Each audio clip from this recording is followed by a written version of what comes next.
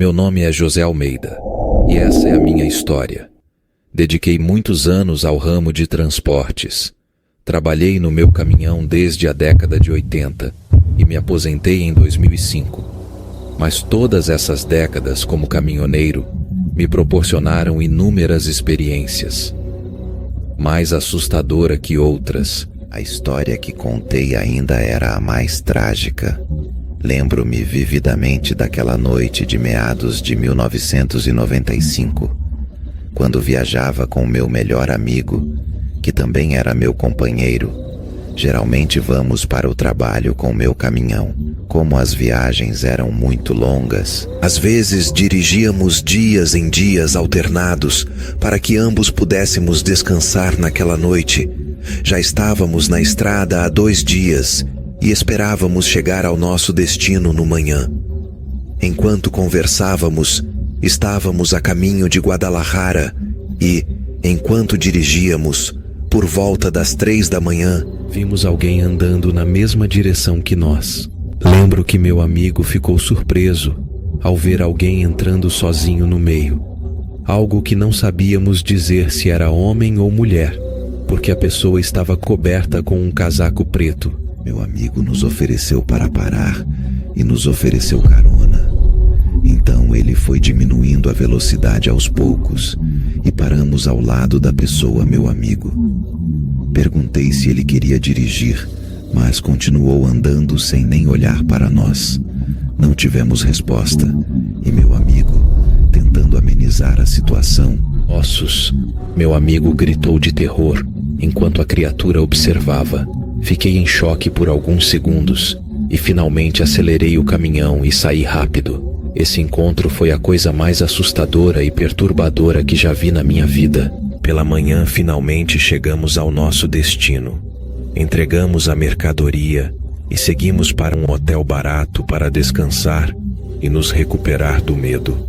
Não tínhamos ideia de qual era a criatura que vimos no caminho após esse incidente. Continuamos nossa jornada na estrada na manhã seguinte. Mas nossa viagem foi interrompida por um acidente terrível. Outro caminhão tentou ultrapassar um ônibus que se aproximava, resultando em uma colisão fatal. Meu amigo perdeu a vida instantaneamente, enquanto o motorista do outro caminhão e eu fugimos. Fiquei gritando por socorro, até que os paramédicos e a ambulância chegaram, mas já era tarde demais para salvar meu amigo, pois ele estava sendo tratado na ambulância. Percebi que estávamos no mesmo lugar que vimos.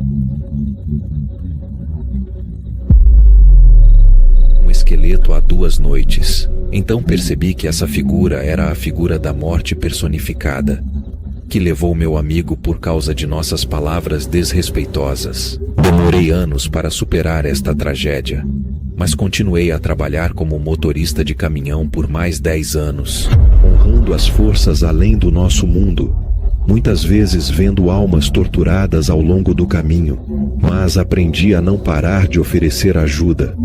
Apenas seguir em frente foi minha triste história, uma dolorosa lembrança de como perdi um grande amigo. Abraços a todos. Esse incidente aconteceu há 10 anos, quando eu ainda era caminhoneiro e me dedicava ao transporte de matéria-prima para vários lugares do Brasil.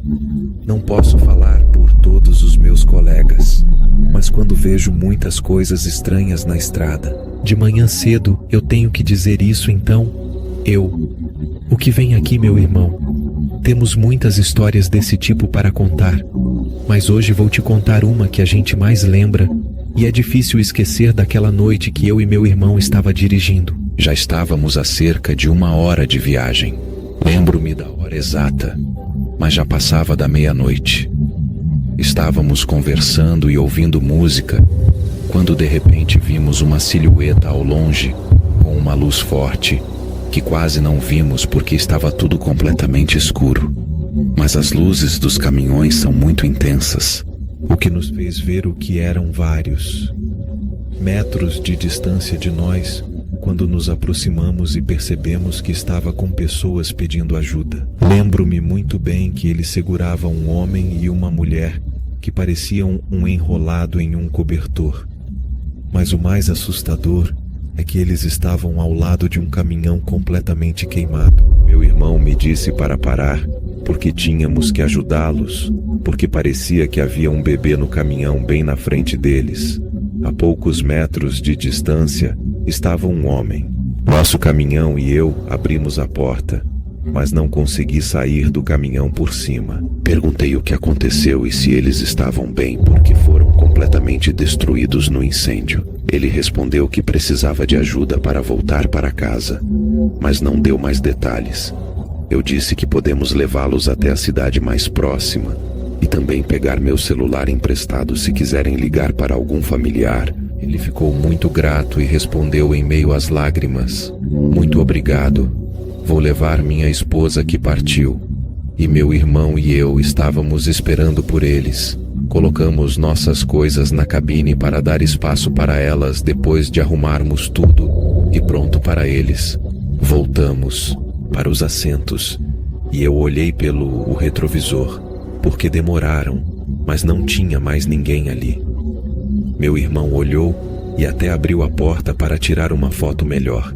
Ele perguntou para onde eles foram. Eles não estão mais aqui. Eu desci e fui andando até onde estava o caminhão, mas eu também não estava lá. Usei meu celular para iluminar o local, mas estava muito escuro. Olhei em volta e olhei para todos os lados, mas não havia sinal deles. Voltei para o caminhão e disse ao meu irmão que eles tinham ido embora. Ele estava com medo e nos disse para sair. Liguei o caminhão e comecei a dirigir. Meu irmão tinha certeza que encontramos almas perdidas, mas eu não acreditei nessas coisas até 2 dias depois, quando estávamos descansando na casa do caminhoneiro. Conversamos com outro caminhoneiro sobre o que aconteceu, mas ele não ficou surpreso. Na verdade, ele reagiu como se tivesse visto a mesma coisa que nos contou. Era uma família do interior do estado que havia sido roubada pelo crime organizado 3 anos antes e encontrada queimada por dentro do veículo porque o homem estava supostamente envolvido em atividades criminosas, e isso custou a vida dele e de sua família. Ele explicou que eles aparecem de vez em quando pedindo ajuda. Outros caminhoneiros também relataram tê-los visto, mas sabemos que não devemos parar, e sim rezar, para que encontrem o caminho para o descanso eterno. Eu não conseguia acreditar que tive dificuldade em fazer isso. "Aceite, meu irmão", disse na época. "Olha, quando eu te contei que encontramos almas perdidas, eu me lembro daquele homem com o rosto dolorido. Eles nunca apareceram lá. Espero que finalmente encontrem a paz." Ei, essa história não aconteceu comigo. Aconteceu com um amigo e colega de trabalho do meu avô.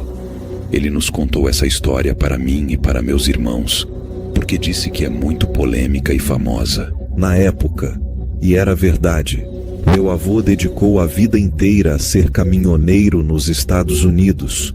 Mesmo sendo imigrantes brasileiros no México, esse trabalho era algo que ele amava e passava a maior parte do tempo. Ele tinha muitos amigos e colegas em suas viagens. Essa história começa quando um desses amigos dirigia seu caminhão na Rota 9 do estado do Novo México. Música. Naquela tarde, meu avô também estava viajando em seu caminhão, mas na Califórnia eles queriam conversar. Muito rádio quando viajam em seus caminhões era algo muito comum. Divertia-os e sentiam que meu avô estava envolvido durante a viagem com um colega que sempre foi piloto. Mas esse amigo do Novo México estava sozinho. Ele disse que estavam conversando no rádio e brincou que eram umas 8 da noite e já estava quase completamente escuro. De repente ele disse no rádio que viu algo estranho nas montanhas. Meu avô perguntou do que ele estava falando e ele disse: ele viu luzes coloridas no céu que se aproximavam cada vez mais, mas não conseguia definir bem o que era. Meu avô e seu parceiro brincaram que OVNIs estavam vindo buscá-lo e seu amigo também viu. Mas depois disso, houve silêncio do outro lado da rádio. Meu avô perguntou se ele ainda estava lá e se estava tudo bem. Mas o homem começou a falar muitas coisas que não eram ouvidas para continuar se comunicando com ele. Mas a única que ouviu-no do outro lado, houve uma série de gritos desesperados de socorro, depois que toda a comunicação com seu amigo foi perdida. Meu avô tentou ligar. Meu avô perguntou se ele ainda estava lá e se estava tudo bem. Mas o homem começou a falar muitas coisas que não eram ouvidas para continuar se comunicando com ele. Mas a única que ouviu-no do outro lado, houve uma série de gritos desesperados de socorro, depois que toda a comunicação com seu amigo foi perdida. Meu avô tentou ligar. O avô disse que houve dias em que seu amigo desapareceu. Ele não deixou rastros, ele ou o caminhão. Que a polícia o procurou do outro lado da estrada e até helicópteros foram usados, mas tudo em vão. A família perdeu cada vez mais a esperança de encontrá-lo vivo, mas uma noite a polícia recebeu uma ligação de uma família que dirigia na mesma estrada. Encontraram um homem perturbado caído no chão na beira da estrada, mas ele não falava, não sabia quem era e não tinha identidade. Parecia real. Bom, ruim. A polícia foi lá e o homem era um amigo que desapareceu em circunstâncias estranhas. A polícia o levou para a cidade e ligou para a família dele. Mas o homem não disse uma palavra. Ele estava confuso. Ele não sabia quem ele era e ele não sabia. Conhecendo sua família, ele nunca mais falou. Quer soubessem o que aconteceu com ele ou como ele desapareceu. Principalmente o que fizeram por causa de sua condição. Ele deve ter passado por algo muito traumático, porque o deixou sem palavras para o resto da vida. O avô e muitas outras pessoas, novamente no México, onde o caso foi divulgado publicamente, pensaram que se tratava de um caso de sequestro. Disseram que ele foi submetido a um experimento e que sua fala e memória foram apagadas para que ele não se lembrasse do que aconteceu. Aconteceu. Tudo fez mais sentido porque antes de desaparece, ele viu essas luzes vindo até ele no céu. Essa ligação foi gravada, mas a polícia nunca quis torná-la pública porque não queria que as pessoas especulassem. Talvez eles próprios saibam o que aconteceu. Mas como muitas outras coisas que acontecem em Área 51, ocorre. Não querem que saibamos que o homem morreu em 2011, mas nunca falou, nunca conseguiu voltar ao trabalho porque parecia não ter consciência. Ele viveu com a ajuda de seus irmãos pelo resto da vida. Você vai gostar desta história impressionante e misteriosa. Olá a todos aqui. Há alguns anos perdi meu emprego e meu primo, que era caminhoneiro, me contou que a empresa em que ele trabalhava estava procurando mais caminhoneiros para transportar materiais diversos para diferentes estados aqui do Brasil. A única exigência era meu próprio caminhão, porque nada mais ele ofereceu para me ajudar a comprar ou alugar um caminhão econômico para chegar ao trabalho, garantindo um rápido retorno do investimento. Retornaria rapidamente. Aceitei imediatamente, já que ele era bem-sucedido nesta profissão. Ele disse que, quanto mais viagens eu faço, mais dinheiro ganho naquela semana. Ele me ajudou a encontrar um caminhão à venda por um preço muito baixo.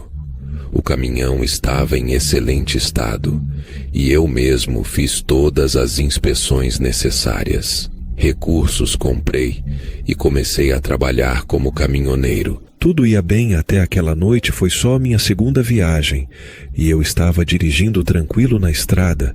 Eram quase 10 da noite e estava muito. De repente, no escuro, ouvi uma batida atrás do trailer e desliguei a música para ouvir melhor. E na verdade foi uma batida tão forte que pude ouvir mesmo onde estava. Não consegui encontrar uma explicação. Eu mesmo verifiquei a carga antes de fechar a porta do compartimento. Provavelmente não havia ninguém lá, então não consegui descobrir de onde vinham os sons. Procurei um lugar para parar e olhar para fora do carro e voltei com uma lanterna. Mas o som parou e tudo parecia normal quando abri as portas e concordei em entrar para verificar a parte de trás, para ter certeza de que não havia ninguém lá, mas não encontrei nada suspeito. Tranquei as portas com a chave e continuei dirigindo. Tinha que chegar ao meu destino a tempo. Não errei quando golpes desesperados e fortes começaram a vir de trás do caminhão novamente. Tranquei as portas com a chave e continuei dirigindo. Tinha que chegar ao meu destino a tempo. Não errei quando golpes desesperados e fortes começaram a vir de trás do caminhão novamente. Cheguei muito estressado e com um pouco de medo de sofrer um acidente na volta. Música. Tive a mesma experiência durante todo o caminho. Quando cheguei em casa, contei para meu primo o que estava acontecendo. E desta vez, decidimos voltar para onde compramos o caminhão. A senhora. Expliquei o que aconteceu, com medo que ele não acreditasse porque era algo difícil de explicar. Mas quando ele viu o caminhão, balançou a cabeça como se soubesse o que estava acontecendo. Perguntamos quem nos vendeu o caminhão, e quando dissemos o nome da pessoa, ela pediu desculpas e disse que o caminhão não estava à venda. Explicou que o município lhe pediu para deixar o caminhão ali, porque não sabia onde mais o colocar. Durante a investigação do crime, após o que não souberam o que fazer e basicamente desistiram, no pátio da empresa de caminhões, não é de ninguém e não estava lá. Venda meu primo e fiquei surpreso ao ouvir a trágica história dessas pessoas. Então percebi que a surra desesperada que ouvi na traseira do caminhão era daquelas coitadas que ainda pediam ajuda. Não queria mais nada com caminhões e não estava mais no ramo. Consegui recuperar meu dinheiro e estou procurando um novo emprego. Obrigado por ouvir essa história triste e trágica.